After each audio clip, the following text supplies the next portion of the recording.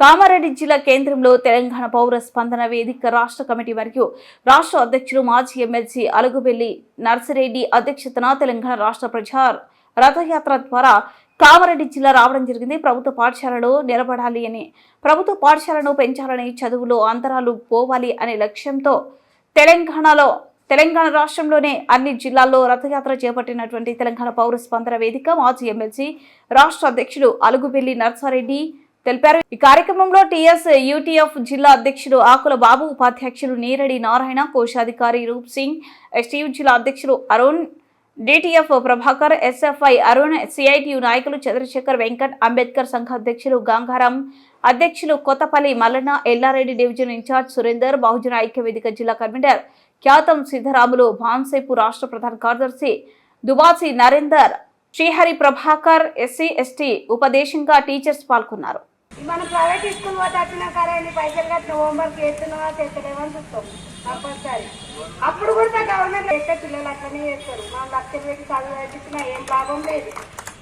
Government school అలానే చదివియాలి. కానీ మనం కంపల్సరీ నేను ఈ స్కూల్లో 10 ఏళ్ళు చాలా ఉన్నాయి. ప్రభుత్వ స్కూళ్ళు ఉన్నాయి, ప్రభుత్వ కాలేజీలు ఉన్నాయి. ఇప్పుడు ఈ పిల్లవాడికి రూపాయి ఫీజు లేదు, అన్ని ప్రభుత్వం ఇస్తుంది.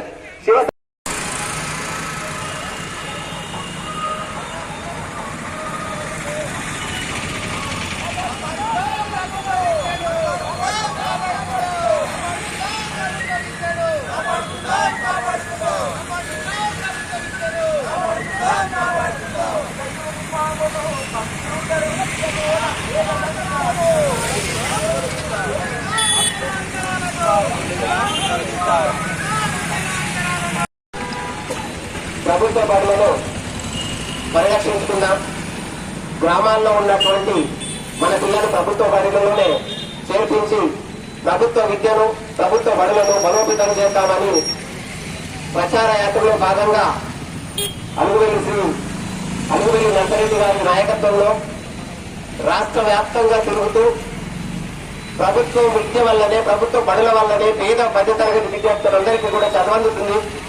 అది నాణ్యమైన విద్య అందాలని చెప్పేసి రాష్ట్ర వ్యాప్తంగా తను తిరుగుతూ కామారెడ్డికి రావడం నిజంగా గొప్ప విషయం.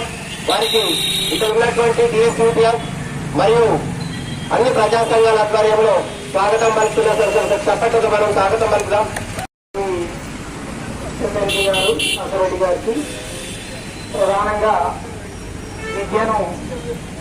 విద్యా సంస్థలను, ప్రభుత్వ విద్యా సంస్థలను పరిరక్షించుకోవాలనేటువంటి, తర్వాత ప్రశ్నించే గొంతులను సమీకరణ చేయడం అనేటువంటిది చాలా సంతోషదాయకం.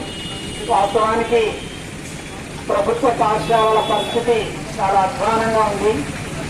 సార్ అన్నట్టు ప్రశ్నించే గొంతులతో పాటు మరి అన్నీ పెరుగుతున్నా కూడా స్కూళ్ళ సంఖ్య పెరగకపోవడం, అదేవిధంగా మేమనుకుంటున్నామంటే శాసన సభ్యులు ఎవరైతే ఉన్నారో, శాసన సభ్యులు వాళ్ళ పిల్లలు కానీ, లేకపోతే ప్రభుత్వ ఉద్యోగుల పిల్లలు కానీ, ఆర్డీఓ పిల్లలు కానీ, కలెక్టర్ పిల్లలు కానీ అందరూ కూడా ప్రభుత్వ పాఠశాలల్లో చదివితే తప్పనిసరిగా ప్రభుత్వ పాఠశాలలు బాగుపడతాయి, సంఖ్య కూడా పెరుగుతుంది.